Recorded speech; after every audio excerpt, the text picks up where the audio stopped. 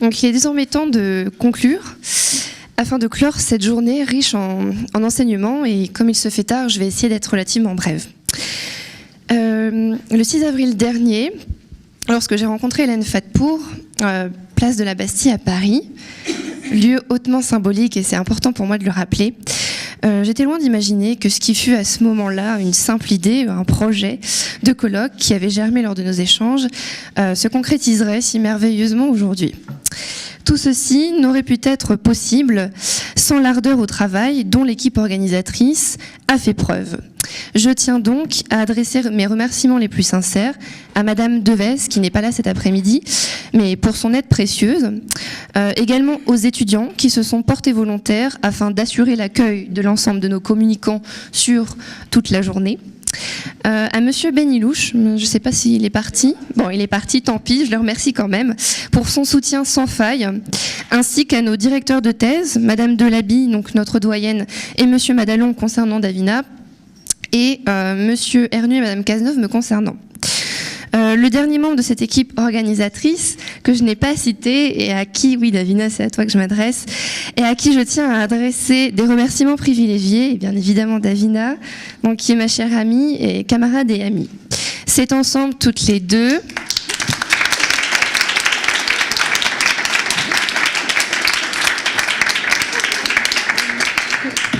Oui, c'est important de le rappeler. C'est ensemble, toutes les deux, que depuis cette date, depuis le 6 avril, nous nous sommes investis avec passion afin d'organiser cet événement qui fut une première pour nous en tant que doctorante. Madame Cazeneuve m'avait mise en garde contre le caractère énergivore de ce type de manifestation scientifique. Et le travail fut certes harassant, mais bien plus exaltant et stimulant que nous l'aurions imaginé à ce moment-là. Je tiens également à remercier donc l'ensemble des communicants, bien que la majorité d'entre eux soient déjà partis, pour la qualité de vos interventions, mais aussi et surtout pour la confiance que vous nous avez accordée en acceptant d'intervenir, laissant ainsi à Davina et moi la chance de faire nos preuves malgré notre faible expérience. Enfin, je tiens à remercier les étudiants et tous les spectateurs qui sont présents dans la salle et qui l'ont été tout au long de la journée pour l'attention, l'attrait et surtout la curiosité dont vous avez fait preuve aujourd'hui. Je reviens rapidement sur le fond du colloque. Donc, il ne me semble pas pertinent de revenir encore une fois sur le contenu et l'intérêt de chacune des communications qui ont été réalisées devant nous tout au long de la journée. En revanche, il me semble important de rappeler qu'au-delà de la spécificité du sujet abordé ensemble aujourd'hui, 3 enjeux principaux sous-tendaient ce colloque. Le premier enjeu, et non des moindres, était de faire cohabiter le temps d'une journée des communicants au profil varié, certains universitaires, d'autres plutôt issus de la sphère institutionnelle. Le but recherché était explicité dans l'intitulé du colloque. Il s'agissait de prétendre apporter un regard croisé sur le sujet, tant théorique que pratique, et ainsi tenter de rendre compte de la manière la plus réaliste possible de la nature des relations que l'UE et l'Iran sont appelés à entretenir.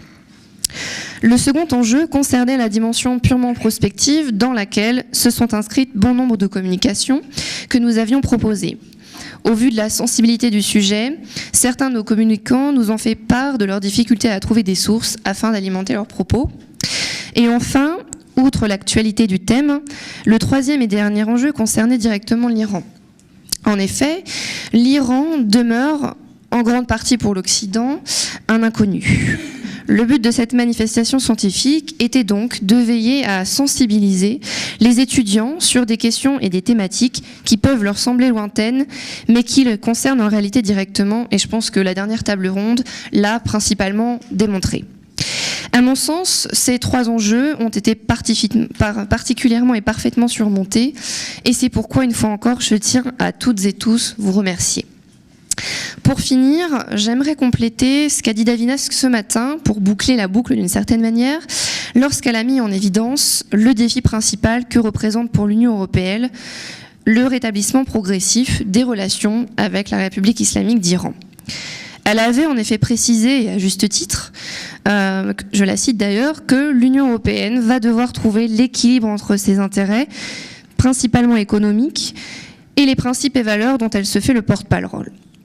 À mon sens, et les développements de la journée l'ont parfaitement montré, Il n'existe pas de contradiction de principe dans la défense de ces deux intérêts qui, de prime abord, peuvent sembler antinomiques. C'est en effet par l'établissement de relations commerciales, à mon sens en tout cas, que la paix et les principes démocratiques qu'elle sous-tend est favorisée. C'est notamment ce principe qui, après la Seconde Guerre mondiale, a présidé à la création de la communauté du charbon et de l'acier, cet ancêtre de l'Union européenne. Principe qui a fait ses preuves en Europe, et j'insiste bien sur en Europe.